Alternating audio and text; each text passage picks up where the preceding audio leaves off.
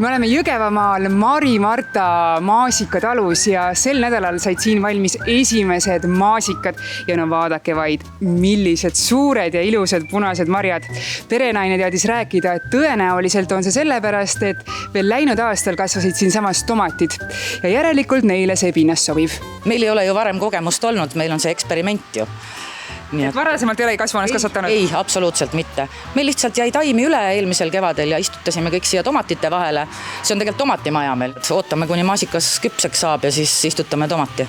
Kui kasvuhoones vaatavad peenaarde vahelt vastu pirakad punased marjad, siis avamaal saavad maasikad tänavu tõenäoliselt hiljem valmis ja selles saab süüdistada maikuu algust, mis oli tavatult külm. Enne jaani ei tule küll marju. No kellel loori all nendel võib seal midagi tulla jaanipäevaks, aga jääb ikka juulisse see tippaeg.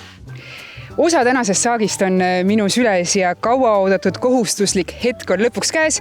Maitseme esimest kodumaist maasikat sel aastal. No ikka tõeliselt magus. Väga hea. Neil päevil müüakse maasikaid siin samas Mari-Marta talu õuel Jõgeva Mustvee maanteel.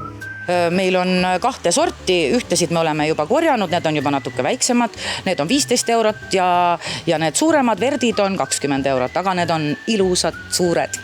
Kui maasikahooaega ka hoo sisse saab, lähevad ka hinnad soodsamaks. Need ajad on möödas, kus 2 euroga sai maasikaid, et jääb sinna kuskil 8 aja peale. Et see põhihooaeg, kus maasikaid on kõige rohkem, jääb hinnaks 8 eurot kilo?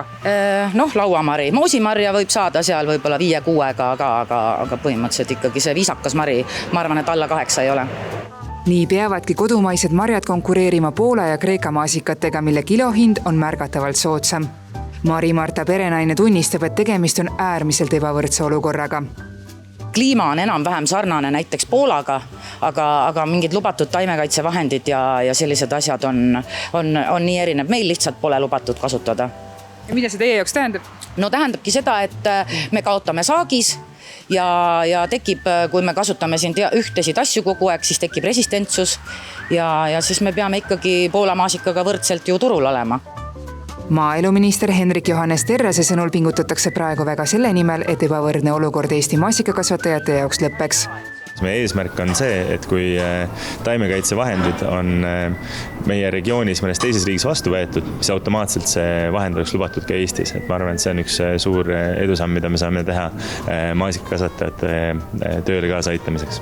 Teiste Euroopa Liidu tootjatega võrreldes muudaks olukorda võrdsemaks ka see, kui ka meile rakendataks toiduainetele soodsamat käibemaksumäära, leiab Mari-Marta talu perenaine. Sest täna, kui tema maasikate kilohind on 20 eurot, maksab ta sellest riigile üle 4 euro. Mul on lihtsalt süda tilgub verd, kui ma pean lihtsalt nii palju sellest oma tööst ja vaevast ära andma. 1. juulis ju tõuseb ka veel. Ma tean. Sellepärast mul süda tilgubki verd.